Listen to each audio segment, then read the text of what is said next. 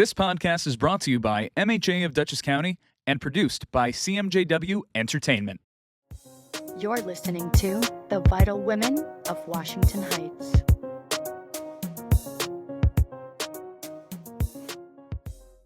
Hello, everyone. I am your host, Ivette O'Sullivan, and today with me, I am so happy to have Conor Walsh from Walsh Wednesday as our guest. It's good to be here. Thanks so much. Good to continue to work with you, Conor. Absolutely. I think it's fun right now because I just did an episode with just Iris. Now I'm doing an episode with just you. It's interesting. It's kind of like when one parent has to go to work and you have that situation. So I'm happy to have one-on-one time with you now. Thank you. Thank you. Well, Iris is still away on vacation, and I'm very lucky that I get to work with you one-on-one as well. And we get to feel each other's vibes because it always changes like the atmosphere, right? When there's 3 people or 4 people in the group. So This is great. Especially when we've brought on other guests. I always am like, definitely have to read the room, understand like who it is that you're working with, how much energy are you going to give. It's not necessarily if you're really masking yourself, it's just trying to meet their energy. Right. How heightened, how softened you're going to be, where just kind of just changes as people go. And the nice thing is, the fact that we have been working together for a few months now, we are understanding each other a little bit more. So let's say we have a little more softer guest. We're soft in the moment that we step out and it's like, all right, hey, how are you? Yes. Yeah. Or the opposite, have a really animated guest and be like, oh, that was a marathon. Oh, Jesus. I agree. Yeah. Well, a while back, yes, Iris and I attended your grand opening for your new office, and that was very exciting for us, and we got to know you a little bit more. And one of the things that I want to talk to you is music. Yes. But before we get into that, I think by now most people know that I like to bring in a bochinche. Yes. And a bochinche is a Dominican gossip, but I give it a different flair, a different twist. Positive spin. And I like to connect my Dominican culture with what I am doing now. Mm-hmm. So music is a big thing in Dominican Republic. Yeah. From the day that we're born, we're exposed to music, bachata, merengue. It's part of our culture. There's a saying that whenever a Dominican shows up, a party starts. It could be a small party, it could be a large party, but it's in our blood and it makes us happy. And when people are around music, it makes them happy too. So one of the things that I love about you is that music comes to you naturally. And I want to learn more. Like, when did you find out that music was a part of Conor Walsh? Pretty early on. Before I get into that, I just want to say when I was in college, I had a few Latin roommates and a few Latin neighbors who became just some of my best friends. Definitely some people from the Dominican Republic, definitely Puerto Rican, Mexican. Those were the 3 main populations around me. There were probably other ethnicities as well, different cultures as well, but I definitely know that. And it was always just so much fun. And I was always amazed of, you're right, stepping into a room and the party starts, and just the vibes that everybody had, and also how tight-knit everybody could be, and how wonderful that was to see that sense of community. I thought that was great. And you kind of knew, if say this crowd of friends all showed up, you knew that it was going to be rowdy and fun in the best way, in a good way. Right. Not like rowdy, like, oh, Jesus. No, like fun. And if they're at an event on campus, it's like, oh, the life is here. All right, this is going to be fun. So I just wanted to say that. It was always great. I was always grateful for it. Grateful for the dance moves that they tried to teach me, too. I don't know if I was the best student, but I definitely tried. I pull out some every once in a while. But then to answer the question that you just asked about, when I discovered music and when I realized it was a part of me, very, very young, very young. I didn't start any formal lessons until years later, but I always like to say when I was around 3 years old was when I really started like recognizing music. There was, of course, the song Carolina in My Mind by James Taylor. And that song would come on the radio, and we'd be driving down to my grandparents because that was kind of like our daycare as Mom and Dad would work. And I would say to my dad, it was like, he's going to Carolina in his mind. Why doesn't he just get a plane ticket and just go to Carolina? Why doesn't he just go there? And which Carolina, North or South Carolina? Which one does he go to? And it's like, why just in his mind? This is so confusing to me. And I was taking things so literally. But my dad was like, wow, he's dissecting the lyrics at this age, at 3. And Another one, somebody I've been very lucky to work with in recent years, which kind of still blows my mind, the artist Five for Fighting, John Andrasik, his big hit, he has a number of big hits, of course, like 100 Years, The Riddle, Chances, but Superman It's Not Easy, probably his biggest. And being a really big Superman fan as a kid, still am. You can see my Superman I figure see, behind yes, the camera. yes. Hearing that song, Superman It's Not Easy, anything Superman related, I was so ingrained in. So when I discovered that song on the radio, I fell in love with it. I would have my parents rock me to sleep to it, especially my dad, and we would joke around. I was serious, but we joke around about it now. At the very, very end, it's just a cappella. Ooh, ooh, ooh, it's not easy to be me. And then the piano comes back in, but I always would shush my dad and be like, Daddy, this is my part. Oh. So I was a bit of a diva there too. And then another preschool moment I remember it was our preschool graduation.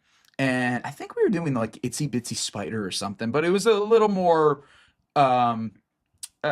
produced. We were doing a track and whatnot. And everybody's supposed to be doing the Itsy Bitsy Spider parts. And then I think there's this part where we're supposed to like be doing air guitar. I've watched, not that long ago, I feel like we were rewatching the footage from it. But as all the kids are just kind of like blankly going like this, I'm like, You're into it. I'm into it. I do a power slide. My parents are like, whose child is this?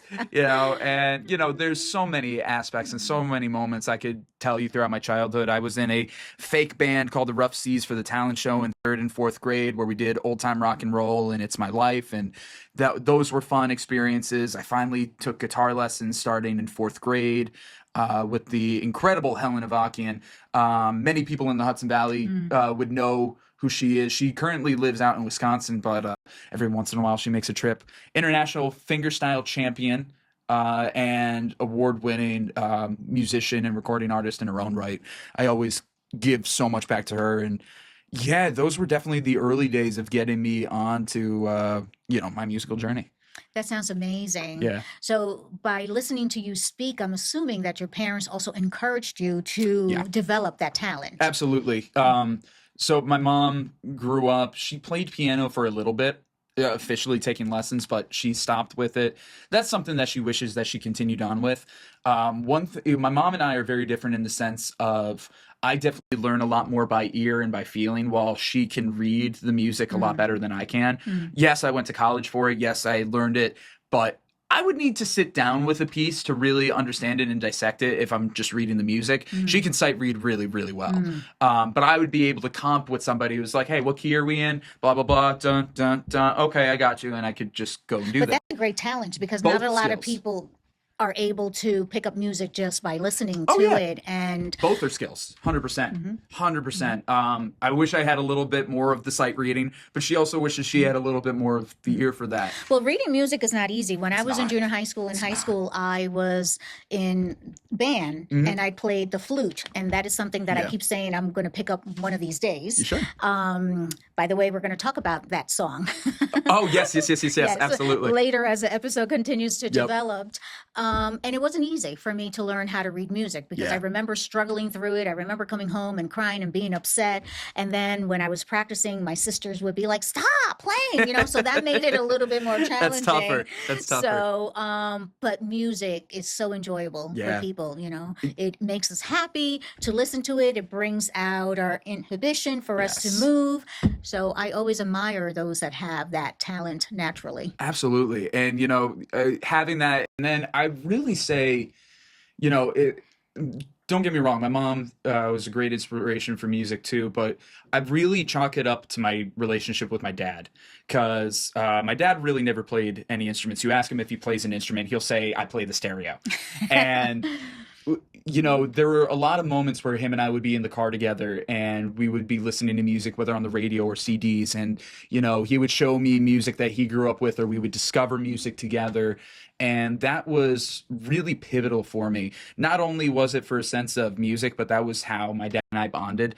There's this legendary night that we always talk about, that we were going down to his buddy's bowling alley. A friend of his owned a bowling alley.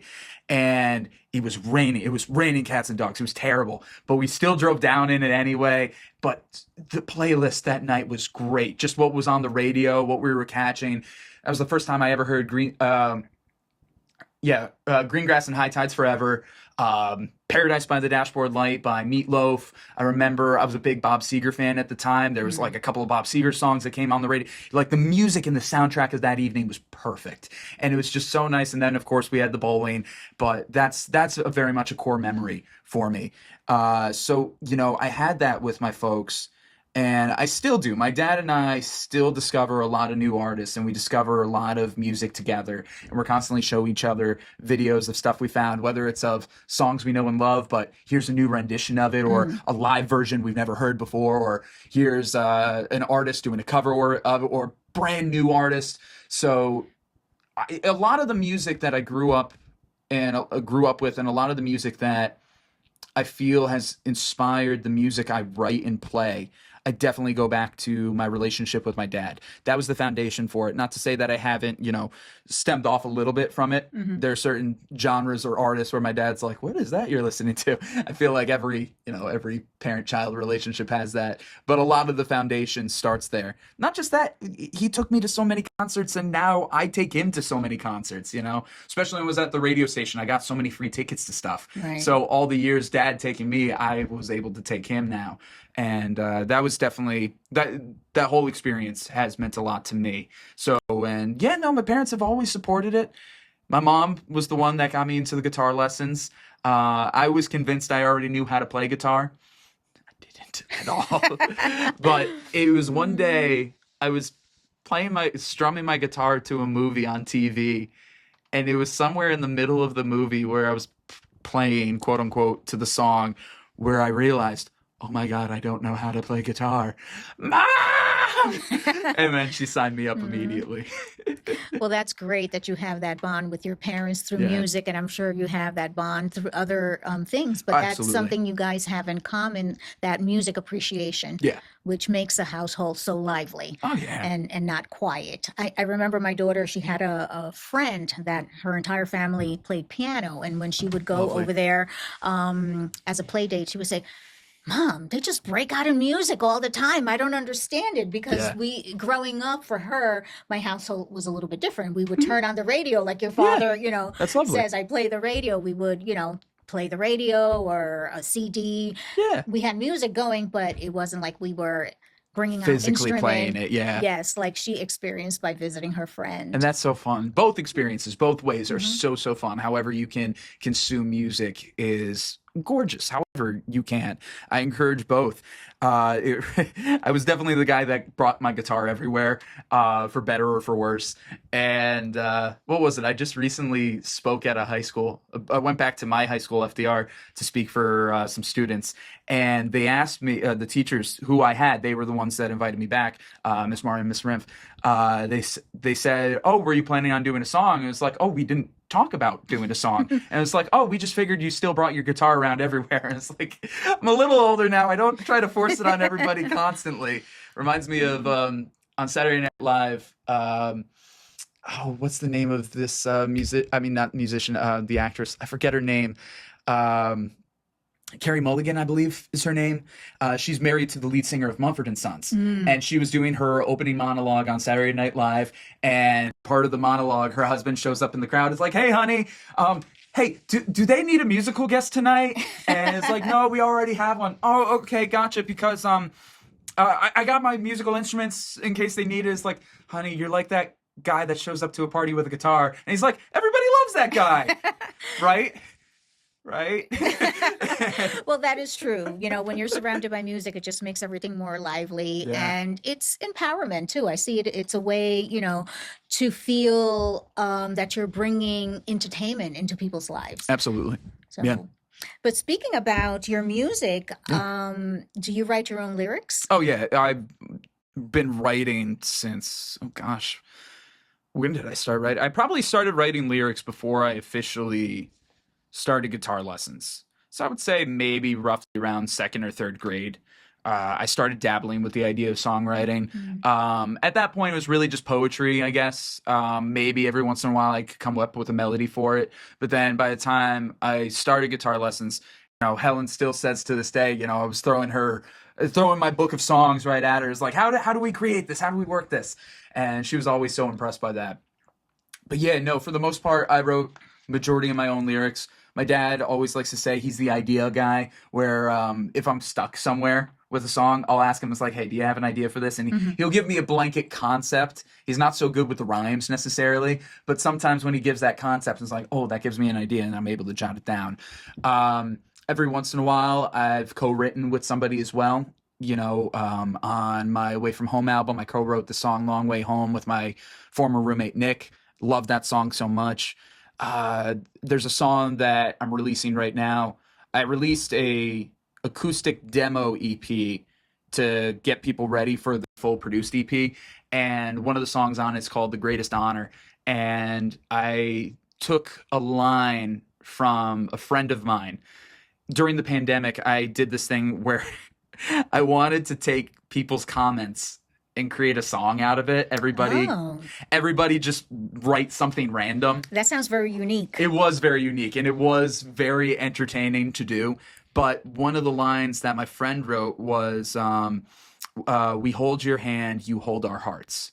And the song is about parenthood. I'm not a parent. That's a long backstory on why I wrote the song. But to spare you with that right now, I wrote it as if it was my parents writing the song. And my friend Shannon was the one who commented that. I love that lyric so much, and I asked her, can I use it in this song? Not just this experiment of throwing everybody's lines together. Can I please use it in this song? And she said yes, and I think it's so beautiful because of it. I don't know if the song would sound nearly as good without that line, and it's just awesome when you can collaborate. I find that I collaborate more with the musical instruments and the production than I collaborate on the lyrics per se. Pretty much, I have a set idea of what the lyrics and the structure is going to be, but then I know I'm not the greatest bass player. I'm a terrible percussionist. I know how to play piano, but I know plenty of people who are phenomenal on piano. So when I bring these people in, I trust them, and I know they're going to be able to offer something that I can't. And I just like letting them, it's like, hey, what's your idea? I'd rather try it than not try it. And it's like, if we got to scrap it, we scrap it. Most of the time we don't, though, because it's so beautiful when we can just let each other like riff off each other. And that's where I feel like majority of my collaboration has been so far, on the instrumentation and the production of it.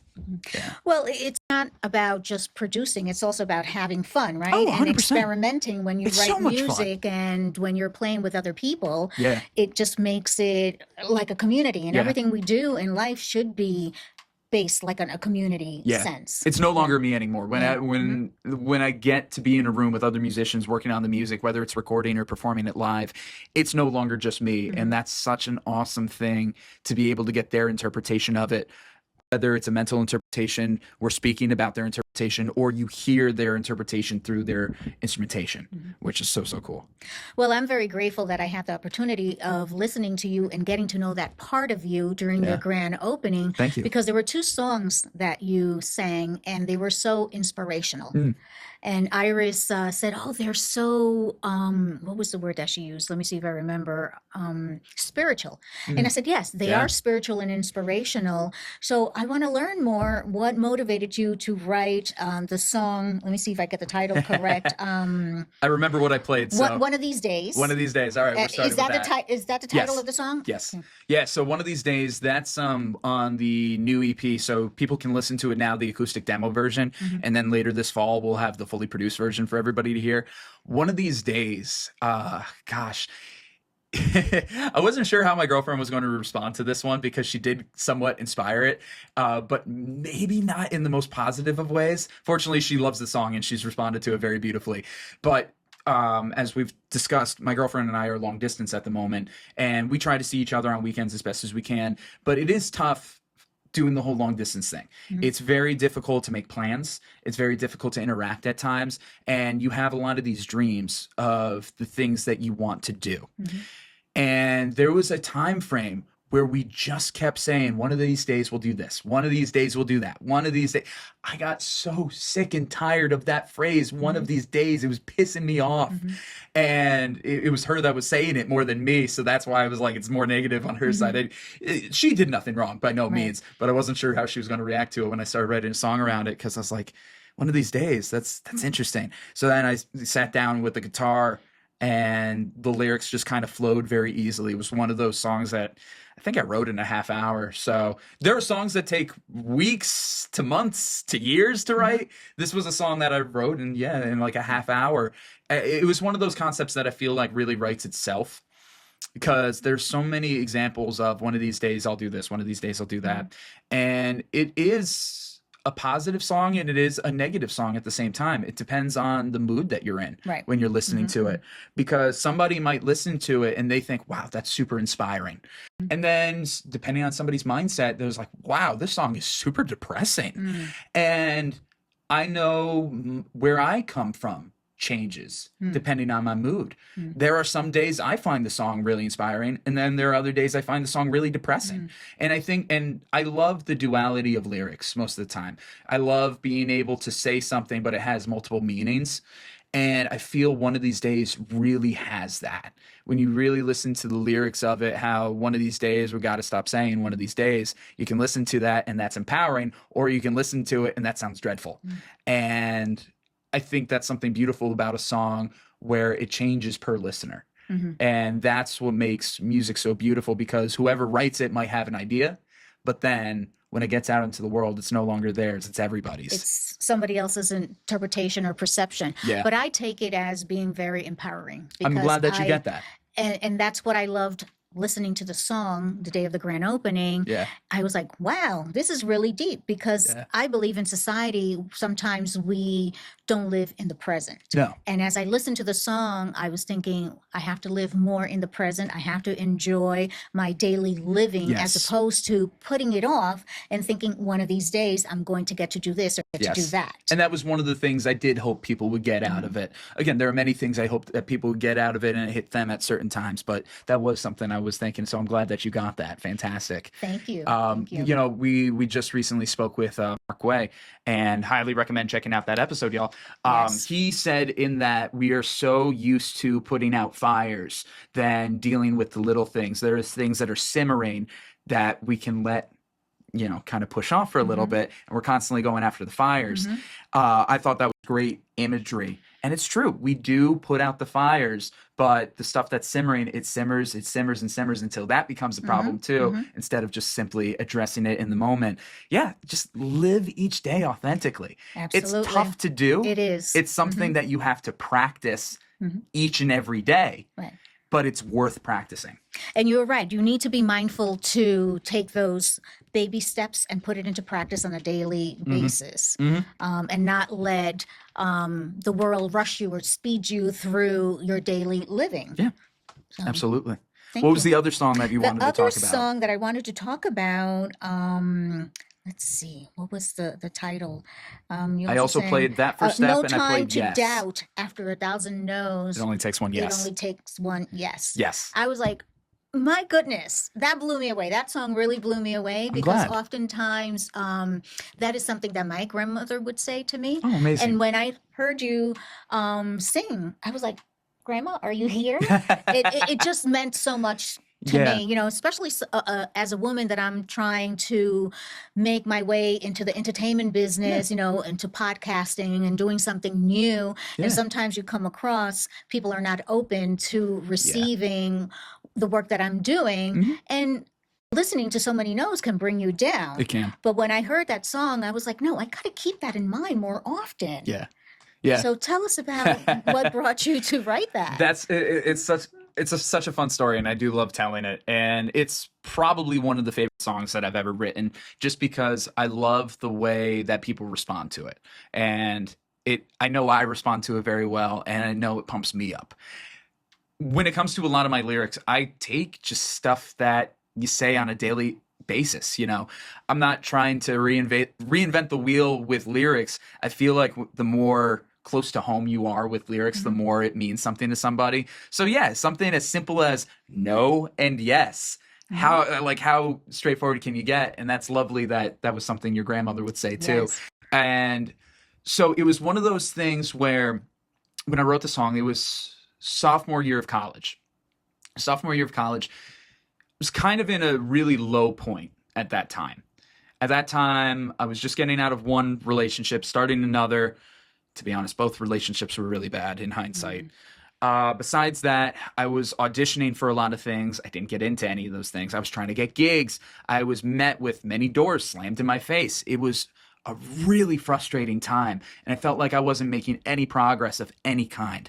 I got out of an audition this one night, and they said to me that it was for an artist showcase, and they said to me, "Your music's too depressing. We're not going to showcase you." So that night I was like, you know what? I'm going to write a happy song, damn it.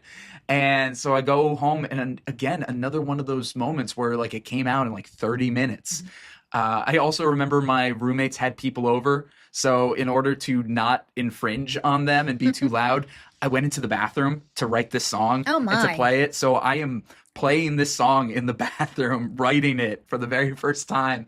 And it just flowed, and it was great. And even after I wrote it, I just kept playing it over and over and over again. And it was one of those things where it definitely helped change my mindset, because after I wrote that song, it opened up so many opportunities to me. I was going to a number of open mics, and people were responding to it well. Shortly after it, I was in a couple of big-time music competitions like PBS's Celebration of Music, and I was lucky enough to win. It was a lot of hard, blood, sweat, and tears to win that. But that happened. I was getting more gigs. I was performing around. I was getting a lot more opportunities. But it wasn't necessarily that I wrote the song. It was that I was able to help rewrite my mindset. And the song was the vessel to help me do that. And when I have the moments where I feel like, hey, I'm not progressing the way that I want to be or should be, I still think of that song, or I'll play that song. I'll just play it to myself in my room and be like, hey, like after 1,000 no's, it only takes one yes. And there are some really powerful lyrics in the song. And sometimes I look back and I was like, oh, damn, I wrote that. Okay. And it's meant a lot to me. It's meant a lot to my friends. It's meant a lot to people who have heard it. It's one of the few songs of mine that has gotten radio airplay. It's done very well. I play it in most sets of mine, normally towards the end, because I want to leave people feeling good towards the end of the set. Many musicians will say this: make people feel better than they did when they walked in. So yeah, Yes has meant so much to me. It's a crazy, crazy story. Also, it was my very first music video too. First music video. So that's a very special song. Yeah, that was really cool, because I had this idea of like a parade of people just following behind me, and just it keeps getting bigger and bigger and bigger. And so when we did it, was this junior year or senior year? I think it was junior year of college. I put out this thing. It's like, hey, I need extras for this music video. And we were all going to go to the park. The idea is we're going to walk through the park, and all these people just start following. And I think about like 40 people from college showed up. So we had a crowd of like 40 people, and then people who were just at the park who saw what we were doing. It's like, oh, what are you doing? It's like, hey, you want to be in a music video? We have waivers if you want to. Oh, you got to show me that video at some point. I will. And it was as a first music video, it's definitely young, it's juvenile, it's campy, but I am so proud of it. Because it started a lot of things, and that was so much fun. And the song and the video were nominated for several Independent Music Network awards. I think that's the only song of mine that's ever gotten like specific award recognition like that. I've gotten awards for being a musician or a showcase or something like that, but like specifically getting nominated for a song for a music video, I think that's the only one right now. And so last year, I also did this music video challenge where every week I created and posted a new music video for a song, old or new. And I decided to revisit Yes. And I went back to the park where we did the first music video, and I intercut it with moments of other music videos that I've shot since then. And I also intercut it with scenes from the very first one as well. It was very nostalgic for me. It was celebrating 5 years of it, and celebrating really 5 years of perseverance and resilience. Well, that's fantastic because lots of us sometimes when we're trying to take a leap of faith and start Yes. something new, Yeah. that's what we hear, and we're exposed to Yeah. maybe lots of no's, and we're counting, when am I going to get that yes? So Mhm. listening to that song, it gives us hope Yeah. that we're going to make it. Yeah. So I commend you for someone of your age to be so profound Thank and you. to write such a deep message, because it's needed. People need to hear. Don't lose hope. Yeah, absolutely. And that's the other song that I performed there too. That first step, the first song that I performed there at the ribbon cutting, as you said, taking that leap of faith. I always loved from the Rankin and Bass special of Santa Claus is Coming to Town. One of my favorite songs in it is Just Put One Foot in Front of the Other. Yes. And I always loved that song. And that was a big inspiration of that first step, of just simply taking that first step. And, the journey, what do they say? A journey of 1,000 miles starts with that first step. So that's essentially what that is. And that one was interesting because I was writing a musical, actually. And the musical is never going to be finished. I understand that sucked. It was bad, but there were a few songs that came out of it. It was like, oh, I still really like this. And that first step was essentially supposed to be, it wasn't even called that first step at the time when I started writing it, but it was originally that I want song. In most musicals, the main character always has that I want song that kind of gives the audience the idea of like what it is they're hoping out of life. And I started writing that musical right before the pandemic. And then, obviously the pandemic happened and there were other things on my mind, a lot of things on everybody's mind.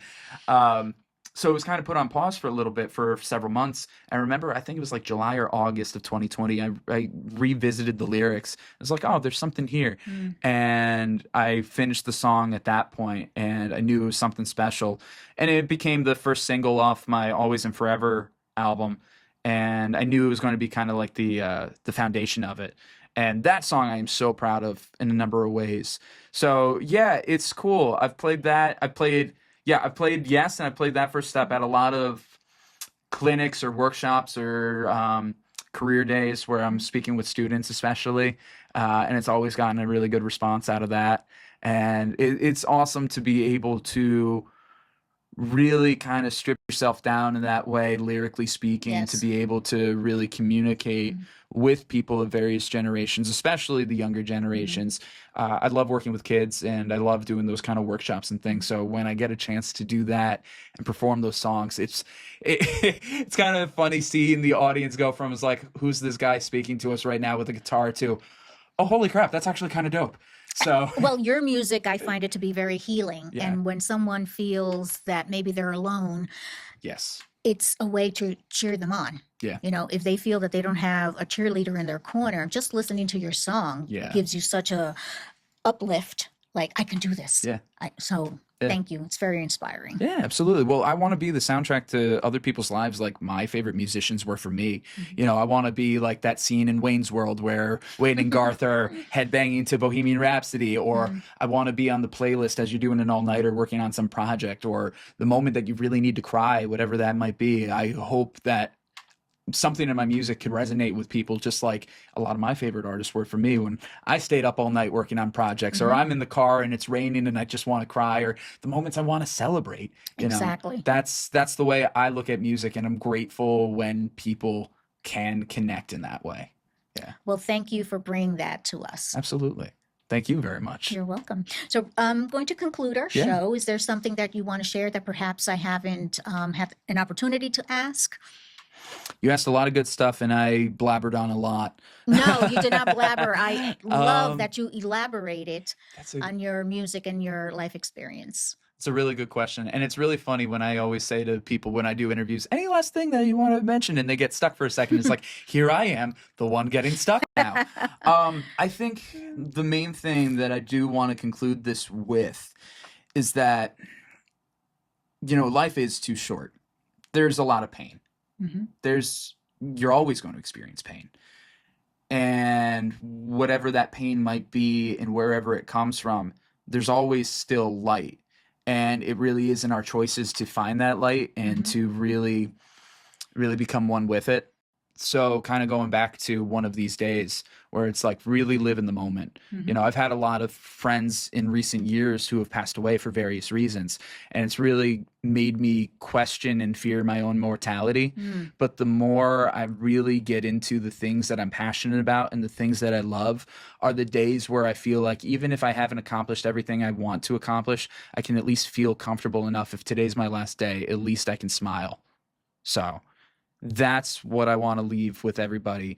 Try to live passionately each and every single day. Even if you don't get to the place that you want to be, at least you know that you're giving it everything or as much as you can in a given moment, giving everything you can to what's beautiful in life.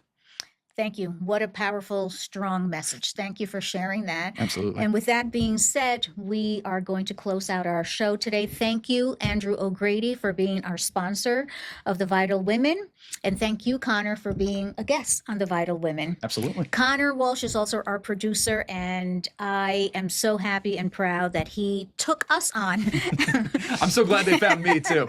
Mutual gratitude. Absolutely. So every day we're learning more and more from him. Thank you and have a good afternoon. And Iris, we missed you. We wish you were here during this recording, and we can't wait for you to get back. Love you. Love Bye. you. We'll see you soon. Glad we got to spend some time, y'all. This podcast is brought to you by MHA of Dutchess County and produced by CMJW Entertainment.